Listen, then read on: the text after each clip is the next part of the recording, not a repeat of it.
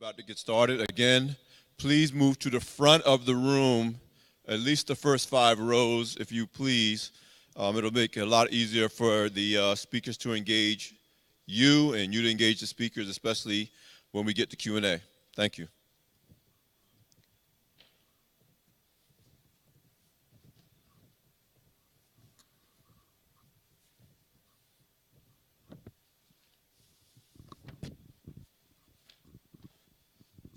So, Sue on the end, Josh in the middle, Mike next to me.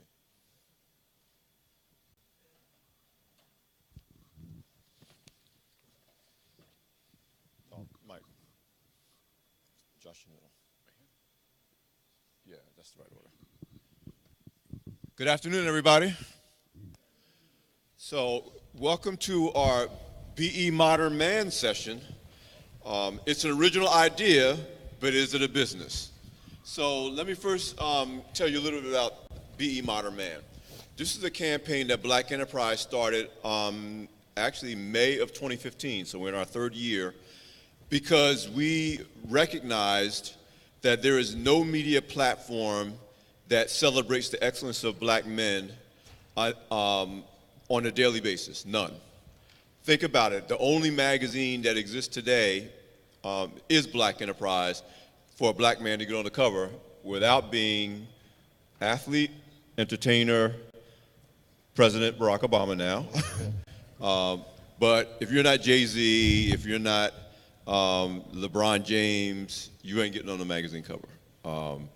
And that became amplified. We've always, celebrated the fact that Black Enterprise would feature black men on the cover just because they were successful in business.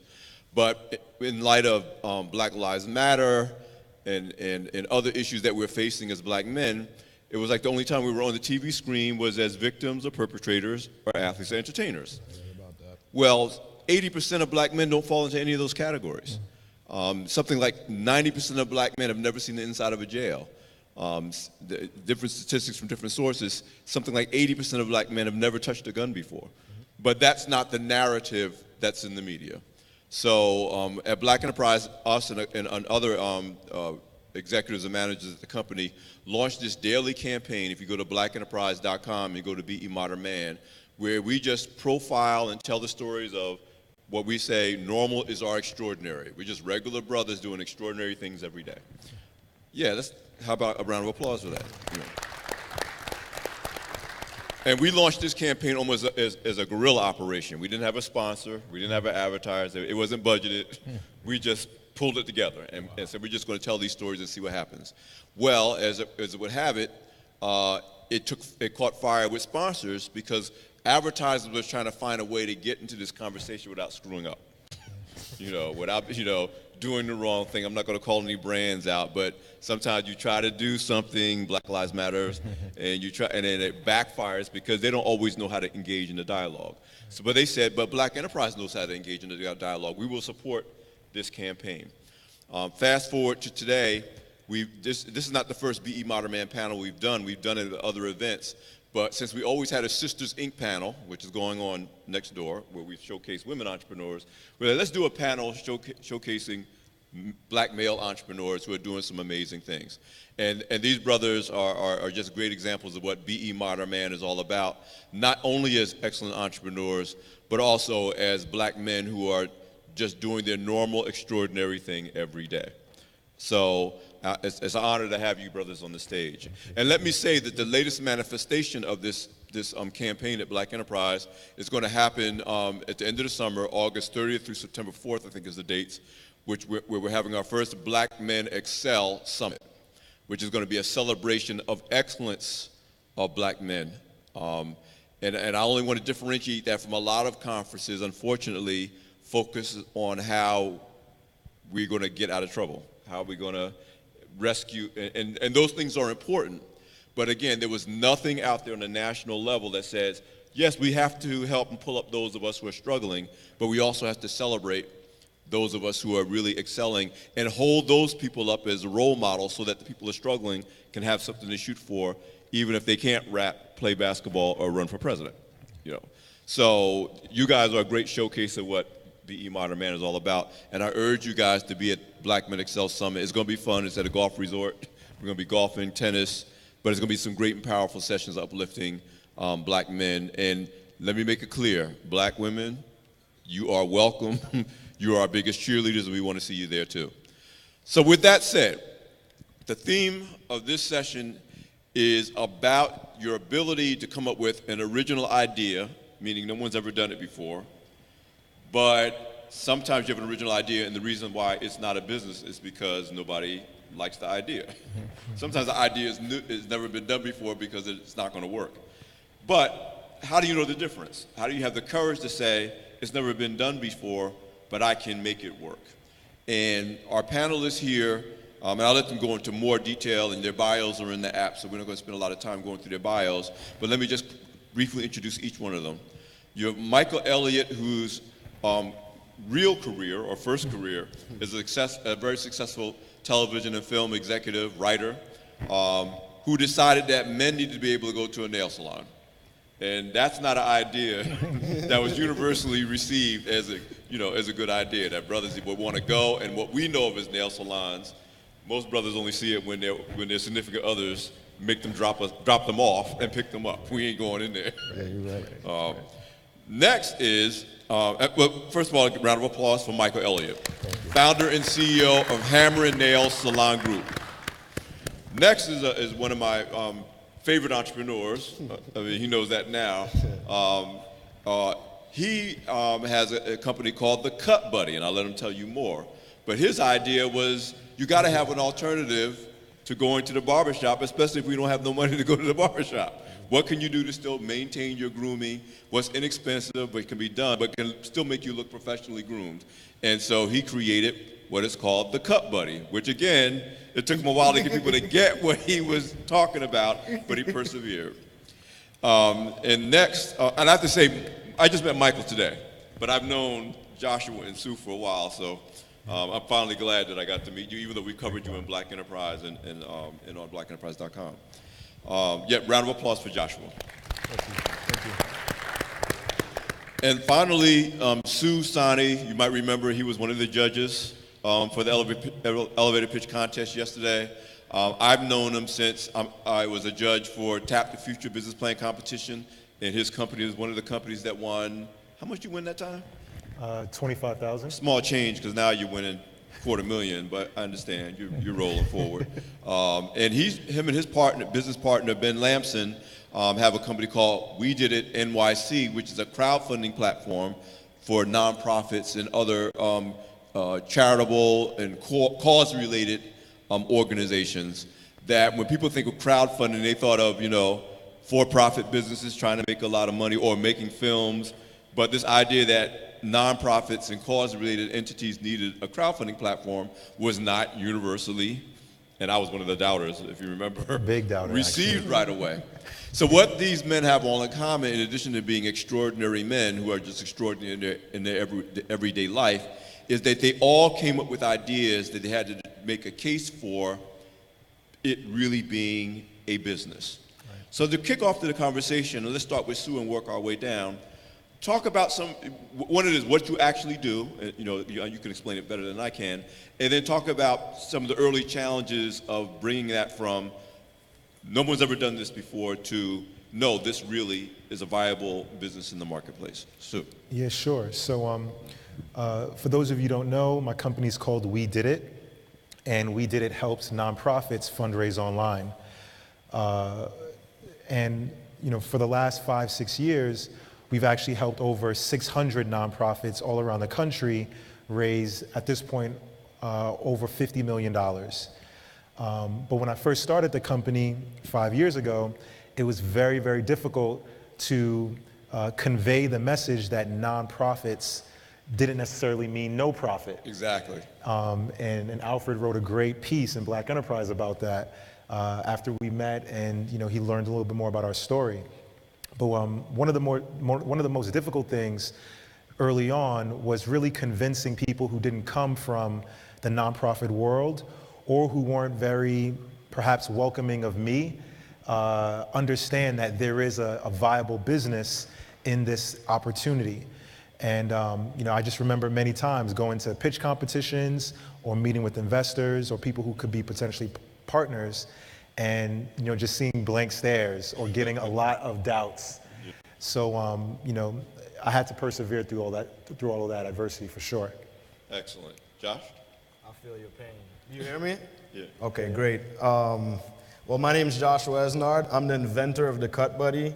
It's a funny name, I know, but it was strategically chosen as that name so that people would remember. What it is, it's a patented hair grooming guide that you apply against your beard lines or your hair lines, and you run a clipper or a razor, and you end up with a perfect edge up or shape up. It's perfect for in between the barber visits. Just as far as my story go, I am the guy who won the race but hit every hurdle in the track meet, basically. Just starting with the pitch competitions, I went up there with this little piece of plastic that was a prototype that I thought was the next major invention, and just to get blank stares and people just not understanding exactly what it was. But I knew I had something there. I knew that I filled a need that not many people had a product for. Well, there was no product for it. Another hurdle that I ran into before we get into more detail is I'm selling a hair grooming tool and I'm balding. So my time is running out already. Like, I'm on a video cutting my hair with the Cut Buddy, like, buy this product, and people are like, man, look at his hairline, looks like LeBron, oh, he got the George Jefferson, the cul-de-sac, and that was a major hurdle. So I had to do some more strategies and put myself aside, and that's how I ended up going viral, and we'll talk about that more, but yeah, the hurdles were tough, for sure. Yeah, just so you know, and I know you'll get into more detail, the Cut Buddy is one of the top sellers on Amazon. Wow. So it blew up, and he had some inventory challenges when that happened, but it was just a great story. Michael? It's Michael Elliott, the founder of Hammer & Nails. The biggest challenge was getting someone to finance this crazy idea. I made my living writing movies. Mm-hmm. After I had the light bulb moment, I wanted investors to help bring it to life. None of my friends would invest in this idea. One of my friends sent me a text that just said LOL. I mean, it was literally like that. So fast forward, I'm in Mexico, the last day of our trip. I'm with my wife, she was my girlfriend at the time. And she said, so what's up with Hammer & Nails? What are you gonna do? And I said, well, no one will invest in this. So she said, well, why don't you use your own money? And the truth is that I never considered using my own money because, well, what if it doesn't work? But the moment I realized that I was really experiencing fear and being a man of faith, right. I believe that fear is not of God. Once I intellectualized that, like, the reason I won't use my own money is because I'm afraid, I realized I needed to do it, because what's the worst can happen? I'm gonna learn a lot, but I'm still gonna be okay. Right. So I decided in that moment I was gonna go back home and I was gonna do Hammer & Nails. So I get on the flight, I come back home, I check my mail, I have all of these bills because I've been going for like 9 days. But among my bills was 2 envelopes. One was a green envelope. I'm a writer, so I get residual checks every 3 months for life. So I open up this green envelope, and because I've been getting residual checks for so long, I have an idea of what they should be. Well, this particular residual check was 50 times what it should be.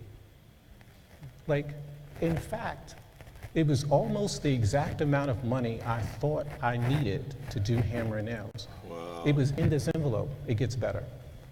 There's another envelope, and it was from 20th Century Fox. And at the time, I was doing the potential sequel to Waiting to Exhale. I was writing. And in the fine print of the deal, it said, if we don't give you notes to do another draft by such and such date, we gotta pay you. Well, I forgot all about that little clause. But in this white envelope from Fox was another check. Whoa. For money I didn't even know I was due. And it was almost as if God was literally saying, dude, I'm so far ahead of you. Like, all I need you to do is recognize that I got you, and the money is already there. So, that was part of it. And in that instance, I mean, I had, at least enough money to get started and open the first shop. So that speaks to, and you almost jumped ahead of me, but it's great, a turning point moment. So the first is you got to believe it's going to happen, even though nobody else does. Then there's that turning point moment when you realize it doesn't matter if everybody else believes it. As long as I believe it, I'm willing to move forward.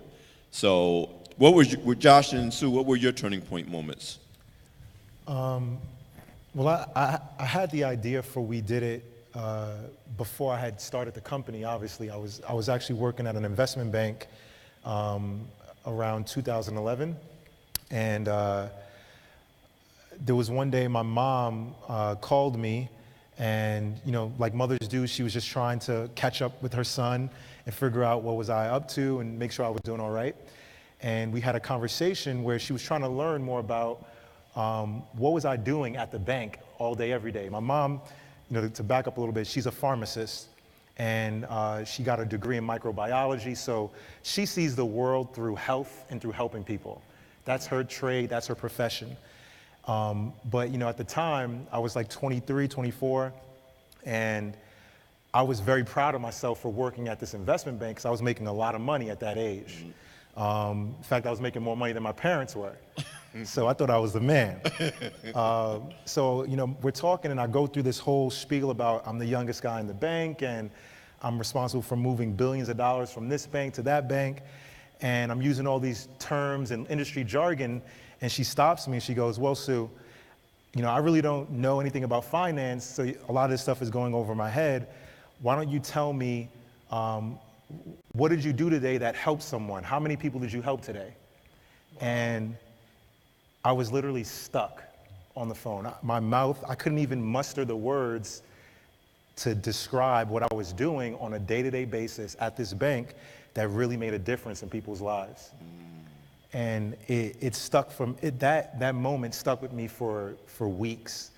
And I realized two things after that conversation. One, my mom and my parents are people who see the world very differently, and I really appreciated them for that.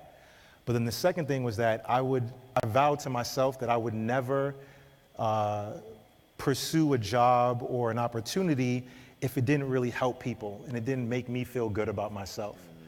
And it was at that moment where I realized I had to do this idea that I had in my mind for a while. Wow. So I literally quit my job soon after that, and eventually I caught up with Ben Lamson, my business partner now, and we started working on We Did It.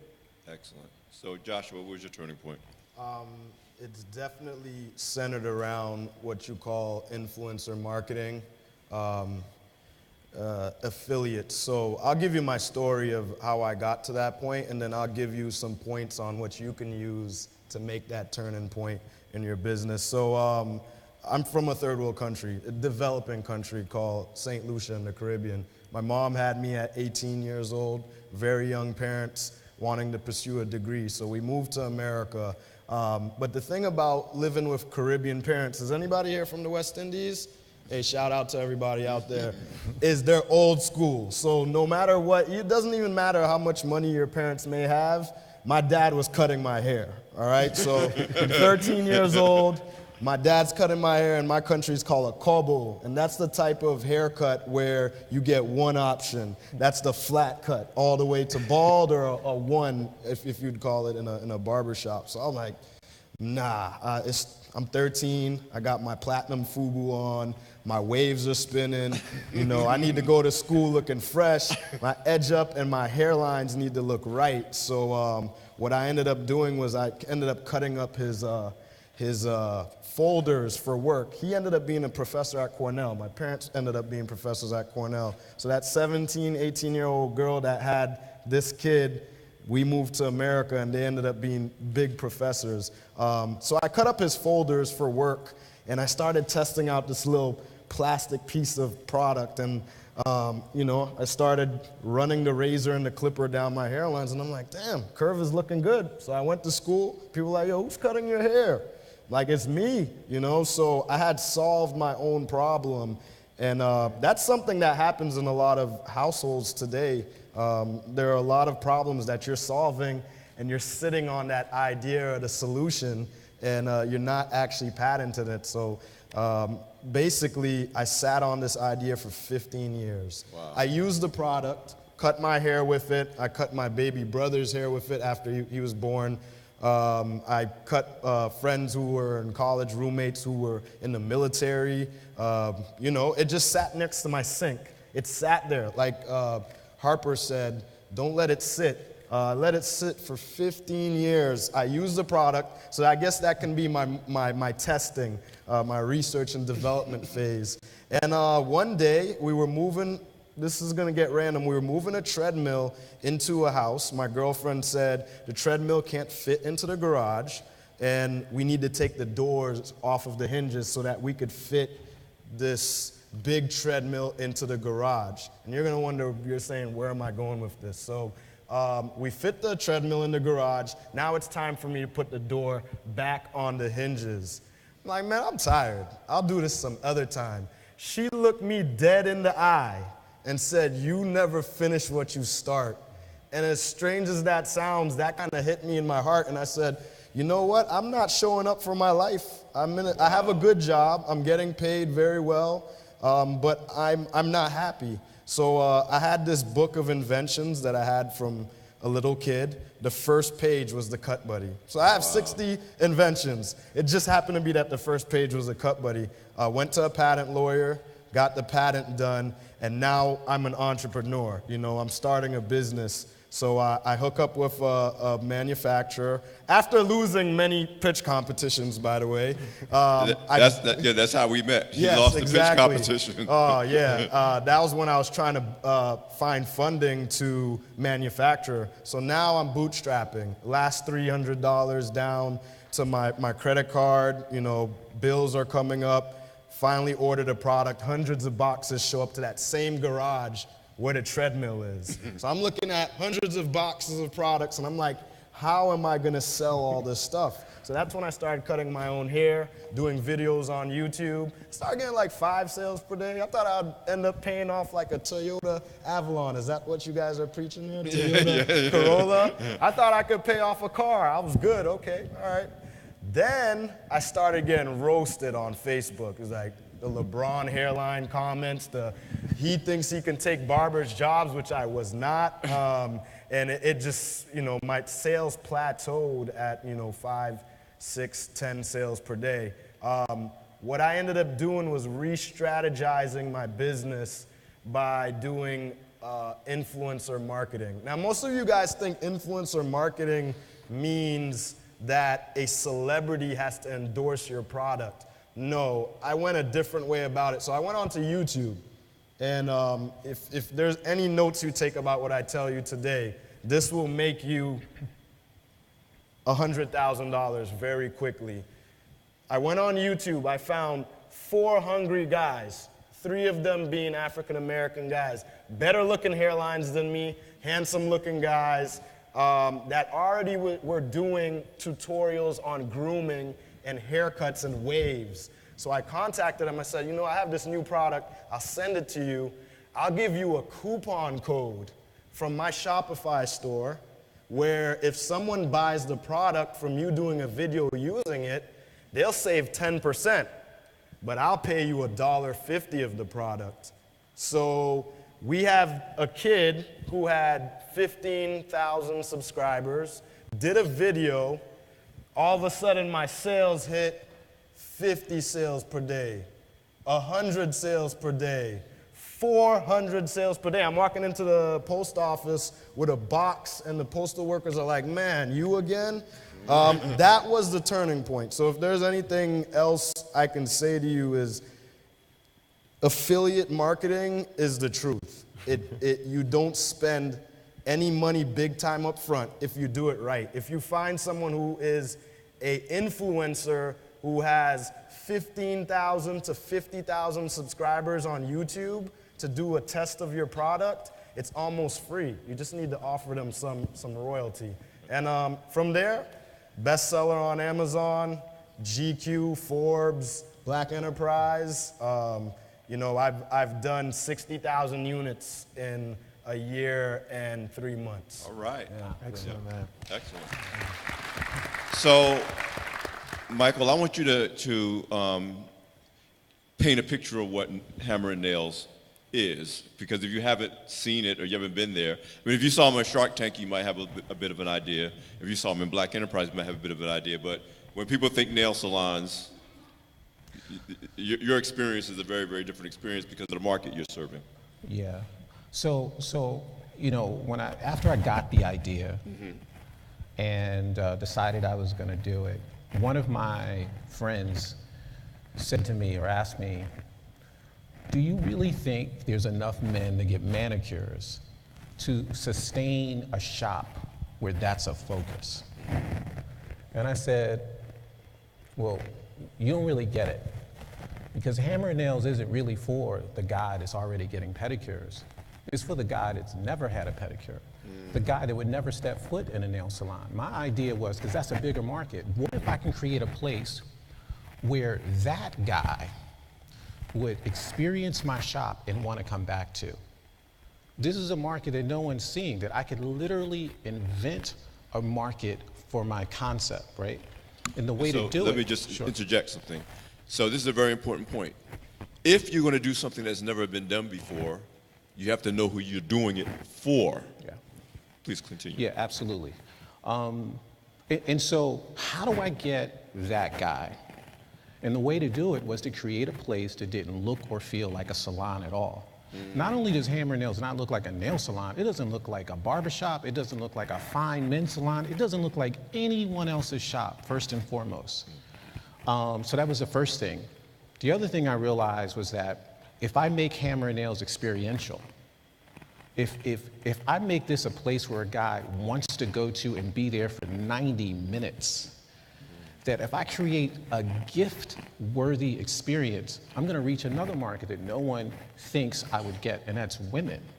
Because how many scarves, bottles of cologne, sweaters can a woman gift a guy on his birthday, when he got promoted, on Father's Day, on Valentine's Day? What if I create a place where a woman wants to spend $120 for their man to be spoiled? So 30% of my customers are women who buy gift cards every day. So Hammer and Nails is, first of all, it's a grooming shop for guys. So our core focus is hand and foot grooming, right? We got the oversized leather chairs and the personal TVs and the low lighting and the complimentary scotch and all that stuff. But we also have a barbering room as well. And it's just man cave nirvana. It's truly special. And I can't wait, because I haven't been yet. Oh, you'll love it. You'll I love can't wait. So let's get into some of the brass tacks of learning the difference between it's never been done before because nobody wants it, versus it's never been done before because nobody could figure out how to do it. And you guys are examples of people that figured out how to do it. So talk to me about how you went through the process. Now you're trying to prove the concept, or proving the concept. And you know, Joshua, you got almost kind of, you proved the concept yourself by using it. You just had let it sit for a long time. Your concept was proven probably from day one. Yeah. But Sue, how did you convince, for example, people to get on the platform, the nonprofits themselves, who may not have thought of crowdfunding? You know, they're used to trying to apply for grants or make appeals to donors or do fundraisers. What did it take to get them to say, yeah, this is something that we can use to really move this forward for us?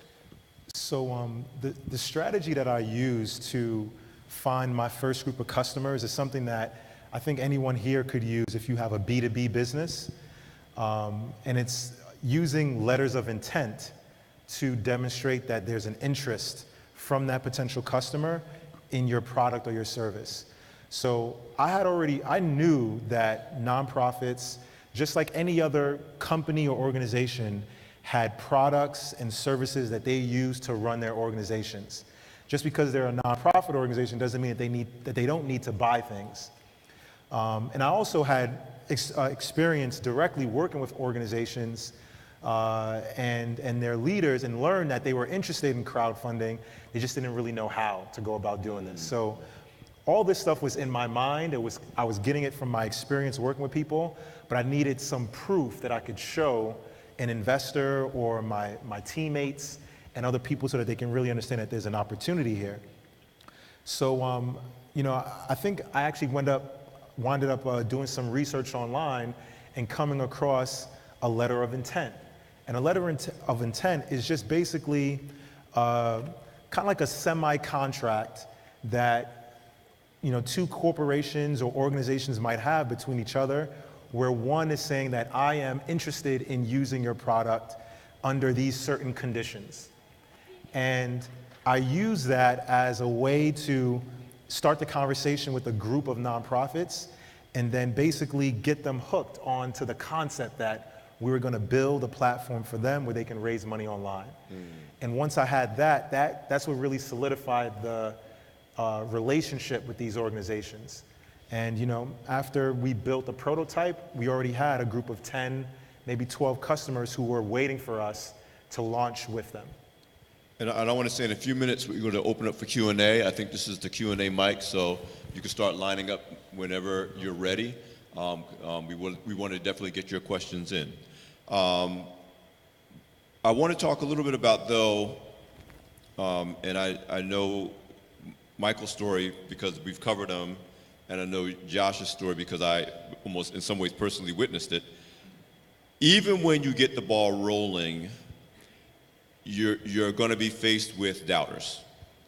Even as you get it started, people telling you it's not going to work. Even some people who love you and care about you. Why are you doing this? Hill Harper's talk this morning was very apropos to this idea that you can surrender to that fear or you can embrace that fear and keep moving forward.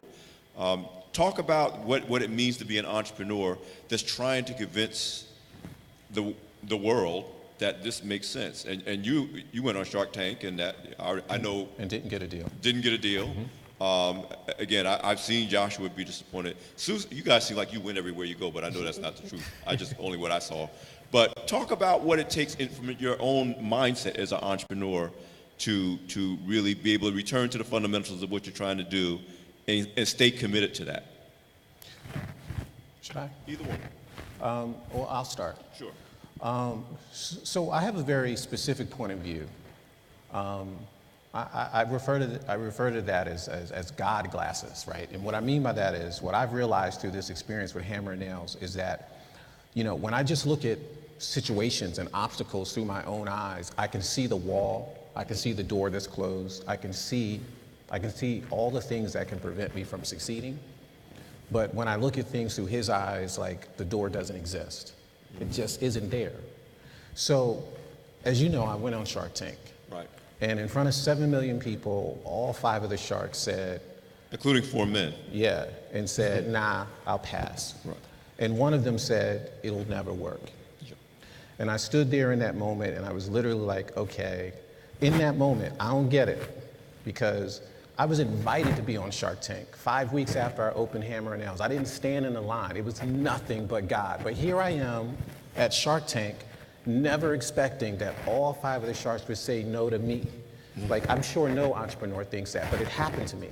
And in that moment, I'm like, okay, my daughter is watching, so I gotta look a certain way. But I was crushed inside, but I'm still trying to process it, right? So now, let me add this. From the very beginning, when I came up with Hammer and Nails, the goal was always to franchise, yes, right, yes. To grow. So here I am, I'm on Shark Tank trying to raise the $200,000 so I can franchise. They all say no. Fast forward. One night, I'm sitting home, and I'm thinking about how clearly I was meant to come this far. Clearly, there have been too many signs that this was something that I was supposed to do, right? And that's one of my heat checks. Is it my idea or God's idea? So I know that I'm doing what I'm supposed to do despite what everyone thinks, but I need this money. Where is the money? So I'm sitting there one night and I realized that after I appeared on Shark Tank, I had over 900 people request information to buy a franchise. I had their email addresses. So I'm sitting there one night and I'm like, it hit me.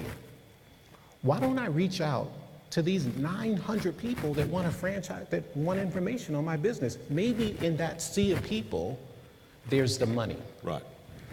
So I wrote a letter, but it wasn't just a letter. Well, let me add this part, because this is something I want you to get. So I wrote a letter to all 900 of these people. I used MailChimp, and I sent this email out, and basically it said, hey, by the way, if you want to own a piece of Hammer and Nails, there's an opportunity here. Essentially, that's what it said. I pushed send. 3 minutes later, I got my first response. Within 72 hours, I had over 40 strangers wanting information on investing in my business. They saw me on Shark Tank. So what I did was I created a video, a personal video for every one of those people that wanted information. Wow. You saw me push record, and I said, hey, Alfred, Mike Elliott here. Thank you for your interest in my business. This is what I'm, right? It was a personal video. And I sent each video with a password with each person's last name as a way for them to view it. So they knew that Michael Elliott, the guy that wrote Brown Sugar and all these movies, they knew that I took the time to make a video just for them. And it mattered because within 5 days, I raised all the money I was seeking from the sharks from 8 individuals that I had never met. Wow. And 6 of the 8 I never even spoke to on the phone. 8 strangers each sent me $25,000 to invest in me in this business without meeting me. All of them said it was a video. It was, in my mind, and by the way, this is what I want you to get out of this. Like, you gotta think out of the box. It's how I sold my first script without an agent or a manager, thinking differently. It was something about, I thought about who's gonna give me 25 grand that lives in Houston? They can't meet me for coffee. They need to be able to look in my eyes and see that I'm genuine. How can they do that? So I created a video. And people watch the video over and over and over and over again. But that's how I raised the money to begin my franchising effort. One of the things that all three of you have in common, and Joshua and Sue, I want you to jump in, is that when you're trying to create something new and get buy-in from other people, you have to find a way to personalize it. You talked about your letter of intent and you finding an influencer, but before the influencer, it still was important that people saw you using your product. Correct. My first 3,000 units, when I ordered them, we touched about 50 countries across the world from orders that were coming in. I wrote every single one of them a personalized letter, read where they were from, researched what their location was in Switzerland, and I said, I see there's a cool spot here. Maybe one day in the future I can meet you and we can go skiing or something like that. But I wrote 3,000 letters for our first products that we sold. Because what you're building, and I know this is true for Sue as well, you're building not only investors, of course, or and customers, but ambassadors who can go where you can't go and basically be you and say, what, you're a nonprofit and you don't know about? Let me tell you how we did it, helped us to reach our revenue goals. Oh, what, you don't know about? And so often, especially when we're operating, I would say with less confidence than we should have, with an idea that's a new idea, sometimes we do the opposite. We almost we feel shy about mentioning it, and we don't want to hear about people saying, they don't get it. When you really have to be the opposite. I mean, would you agree, Sue? You have to almost be the opposite to really try to be contagious. Let people catch your craziness, Absolutely. if you will. So talk about that, Sue, in terms of once you get charity signed on, how do you go from that to winning $250,000 or $25,000 in a pitch competition? Because now you can convince people who really have resources to buy in. Right. The short of the story is showing social proof, right? Yes, social proof. Once you start getting some level of traction, be it a few customers, or an investor here and there. You want to show the next group of people that you do have some type of movement going on. Yes. And that there's some momentum building. And I love Michael and Josh's story because it's a great example of how you use personalization to get people more and more invested in your idea and your concept. And I have a similar story as well. But overall, in going from barely being able to raise $10,000 to eventually winning a $500,000 investment and then raising $1 million from all these other investors in Silicon Valley, those things wouldn't have happened unless those people saw that we had already brought on a group of early customers and had early believers. And I think for everyone here, once you even have one person who's your champion, you need to show that champion to everyone else, right?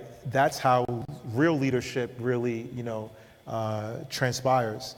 So those are the things that we tried to do. Whenever we brought on an investor, and we would go speak to another group of investors, we would always show the people that we have already in our corners. And that's what really helped the ball continue rolling. So Joshua, I want you to tell you, this is maybe a semi-personal story because it's happened between us, of a point of discouragement for you. Let me start it off just a little bit. So Joshua and I at this point had stayed in touch after he didn't win the pitch competition that I judged, but we stayed in touch. Yeah. And he reached out to me and he was very upset because there was another business that came out with a product that wasn't the exact same thing as CutBuddy, and they weren't marketing in the exact same way, but it was a very similar tool. Yeah. And they were getting all kinds of attention, even though they weren't getting the sales that he was getting. He was like, I can't get a break, nobody's paying me attention, and he reached out to me via LinkedIn to see what I thought. And go ahead, Joshua. Well, first off, thank you so much for spending the time and writing me that essay, which kicked me right back on track. So I just give him a round of applause for being an amazing human being, first off, because this guy goes out of his way to help anybody. You told me stay in my lane and run my race. If you're running a race down a track and you're always looking behind you, there's no way you're really ever going to beat your own record. So you might win the race, but you won't beat your own record. You need to just run forward and keep sprinting. So as soon as you wrote me that long description of what I need to do, I think that's where we went into a strategy called the headhunting phase. So the headhunting phase turned out to be a phase where we would seek out anybody and anyone who can help our business, whether it be Forbes magazine, GQ, or Black Enterprise that would write about us. And it also was a phase that we used to eliminate all knockoffs online. So Yes. if you have a patent, I know these guys here are working on a patent, very good guys, they're gonna be millionaires for sure. They have a neck for your shirt. When it gets dirty, you put the little neck liner in and it keeps it clean. You're going to run into knockoffs like crazy, Alibaba, eBay, everywhere. And you might not be able to actually identify it. What's gonna happen is your sales are gonna be skyrocketing. You're like, oh, making money, this and that. And then one day your sales are just gonna cut in half. So that's the first indicator. If something just happens where your sales cut in half, you're being knocked off. So our headhunting mission was, I send a guy out and he finds my product through using search terms, and we take them down. eBay, Amazon, Alibaba, their legal counsels know me by name now. Because I said, well, next time Black Enterprise or Forbes talks about me, I'll be sure to say that you guys didn't help me take my patents down, and you're not helping American inventors. And they helped me out, so they took the products down. But to his point is, you just need to run your own race and innovate in your own ways. Like our team has some sick guerrilla tactics that we use. Not illegal, obviously, but guerrilla marketing and a guerrilla indirect ways of earning profit. People knock me off, I take them off the internet, my profit goes back up. So that's an indirect way of marketing, actually. So. And here's a couple of things that, granted, it was a very long essay, I guess, I wrote to you. But there's something else that's important when you're coming up with a new idea that's new to the marketplace. and Sue, you said it's Social proof. social proof. Competition is a form of social proof. Yep. Right. When you start having sales, there are going to be people saying, how can I get a piece of that? You know, your social proof is when other people start trying to start salons that's going to appeal to men. And I told them, your job is not to be the only, your job is to be the best. Yes. So that people are always comparing whatever they put out to, but is it as good as a Cut Buddy? Oh, there's another crowdfunding platform for nonprofits. Well, is it like we did it? Yeah. You know, I went there. It's not like Hammer and Nail. So it's not that you don't want competition. You just want to make sure if you're playing your own race, you're running your own race, they will always compare that competition to you. Yeah. And that's another reason why it's very important for you to have a real clear idea of what you're doing and who you're doing it for and why. So, okay, we got our first questioner. Let me just do one more question to the panel, and then we'll open up for our first question. Please, I urge others of you to line up. Talk to me, and if there are no issues related to this, then don't feel like you have to create one, but were there any unique challenges or opportunities that accrued to you as black men pursuing these ideas? You're not selling to just black people. You found out your market is not just men.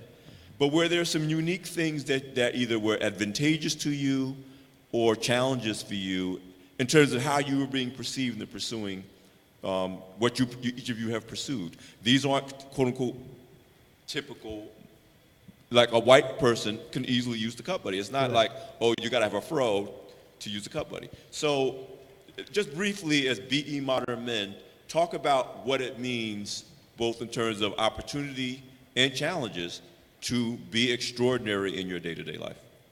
Yeah, I can speak to that. So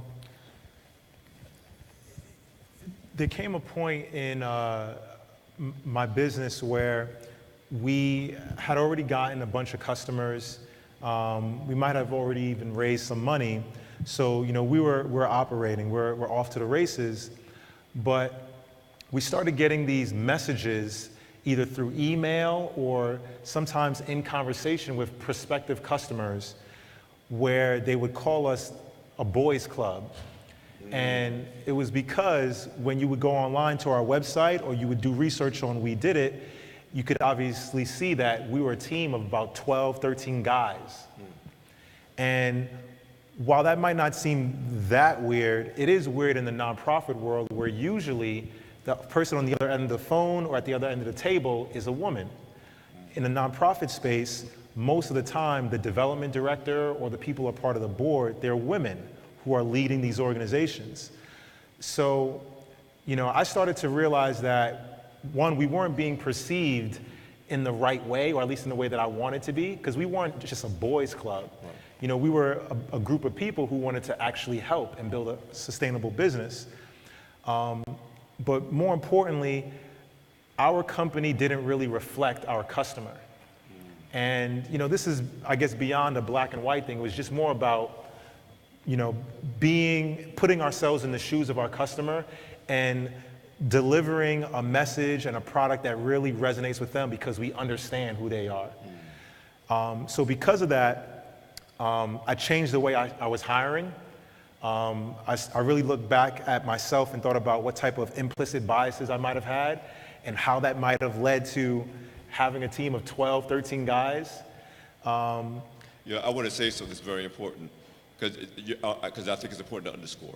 Sure. We think of diversity as somebody has to let us in. We don't always think about when we're in charge to the degree to which we are embracing diversity the other way around. And when you become an employer who is serving clients, you're having the same concerns that somebody who's, you know, the head of Nationwide has to pay attention to. Yeah. You know, so. Yeah, it became pretty serious for me because I started to think that maybe we're not getting the deals or making the sales that we could have because we seem like a boys club. So I wanted to change that ASAP. And, you know, I made a concerted effort to reach out to women that I respected in the nonprofit world to get referrals for new applicants for our job openings.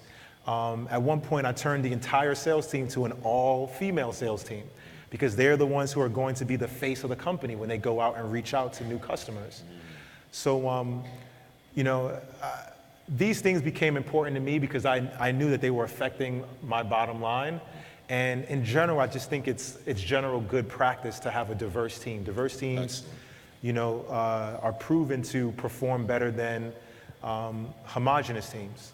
So, you know, that was one lesson that I learned that, you know, hopefully, that was a lesson that we definitely were able to learn and turn around. Right. Yeah. Josh? People are real quick to label your product into a specific niche market and label you as a black-only product, when my product is a hair grooming tool that allows anybody to shape up their hair. Where the mistake may have happened was we started out with our videos with all black men. I mean, it's my story that I'm trying to tell through other people's as models, but it took a while for us to cater to a diverse crowd. Even to women with short hair, we had to get new affiliates that represented that group. I'll say one thing, this is the last thing I say, is that label is killing us. You guys as inventors and product owners, when you're ready to go to retail, don't let them try and corner you into that bottom left corner of the beauty aisle where they have Dax and Murray's and Durags and stuff like that. Our product should be eye level. We should have the same chance as anybody else to sell our product. So I'm on calls with retailers now, and they're like, oh, so do you want it in the ethnic section? I'm like, no, I want my product at eye level where every other product is. So very important. Just whenever you're going, I know you guys will end up going to retail eventually, just keep that in mind. And Mike, real quick, anything you would add to that? Or? No, I'm good. Okay, we'll go to question and answer. We want to get some questions in. So now you already know how I roll, but I'm going to say the rules. We want a question and an answer. We want to get as many questions as possible. So try to keep your questions tight, concise, and so we can get the answers in before we run out of time. I got about 8 minutes, 6 minutes before I have to wrap up. Awesome. Okay. Well, first, thank you all for coming. The information has been very insightful. I guess when it comes down to introducing your products to the market, what suggestions or advice would you guys say would help to, you know, make your business more successful, I guess? So we're talking about product introduction. Well, since my product is low tech, kind of like you guys, you need to just have a high tech strategy. I think best for you guys is that affiliate model. And if you want to talk to me, I'll even connect you to some of my affiliates, because now they have like 150,000 followers, and leverage their audience to boost your sales. That'll lead you to going viral. Just make sure you're ready to catch viral sales. I'll tell you that much. Right. Okay, great question. Next. Mr. Elliott, I would like to know, have you had anybody that wanted to invest in your franchise that you've chosen not to deal with, or what type of things have made you possibly not want to work with someone more so than work with them? Great question. Did you have an occasion to say no to a potential investor or partner, and why? Yeah, I have. You know, I had one example was a very, very successful white real estate developer from Houston who wanted to buy the rights to develop hammer nails in the state of Texas. It was clear that he was a numbers guy, but he didn't get the special sauce. He wasn't passionate about the brand and what we're doing. He just saw this as business, which I don't.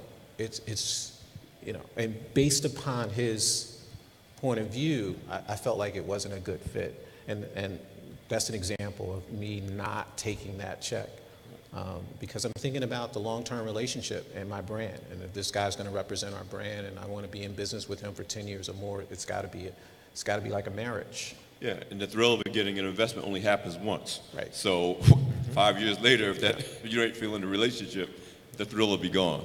Okay, next question. Great panel, gentlemen. Josh, can you talk about inventory management as well as labor costs when you try to make a professional-looking product and scaling?